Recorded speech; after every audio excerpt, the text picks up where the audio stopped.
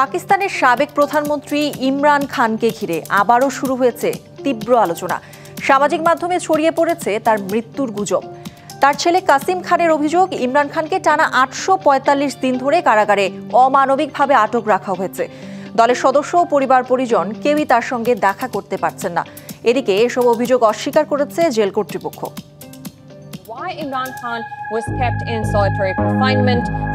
একাধিক মামলায় অভিযুক্ত হয়ে ২০২৩ সাল থেকে জেলবন্দি পাকিস্তানের সাবেক প্রধানমন্ত্রী ও তেহরিকে ইনসাফের প্রধান ইমরান খান চলতি বছর আল-কাদি ট্রাস্ট দুর্নীতি মামলায় দোষী সাব্যস্ত করে ১৪ বছরের কারাদণ্ড দেয়া হয় তাকে। এরই মধ্যে পাকিস্তান জুড়ে ছড়িয়ে পড়েছে তার মৃত্যুর গুজব। এরপরই ইমরান খানের সঙ্গে সাক্ষাতের দাবি জানিয়েছে তার রাজনৈতিক দল ও পরিবারের সদস্যরা। এরই মধ্যে বৃহস্পতিবার বাবার জেল জীবন নিয়ে কড়া অভিযোগ তুলেছেন ইমরান খানের ছেলে কাসিম খান। সামাজিক যোগাযোগ মাধ্যমের এক পোস্টে জানান, গত ৬ সপ্তাহ ধরে রাখা হয়েছে একটি ডেথ সেলে।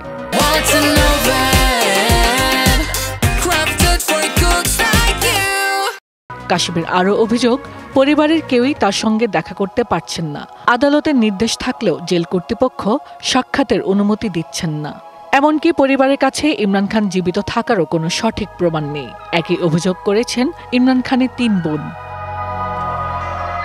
এদিকে বৃহস্পতিবার জেলে গিয়েছিলেন ইমরানের দল পিটিআই এর নেতা তথা পাকিস্তানের খাইবার পাখতুনখোয়া প্রদেশের মুখ্যমন্ত্রী সোহেল আফ্রিদি। তাকেও ঢুকতে দেয়া হয়নি। তবে এসব অভিযোগ অস্বীকার করেছেন আদিয়ালা জেল কর্তৃপক্ষ।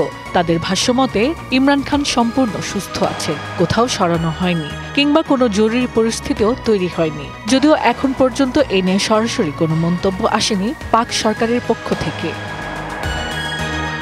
Hasna Akter, DBC news desk.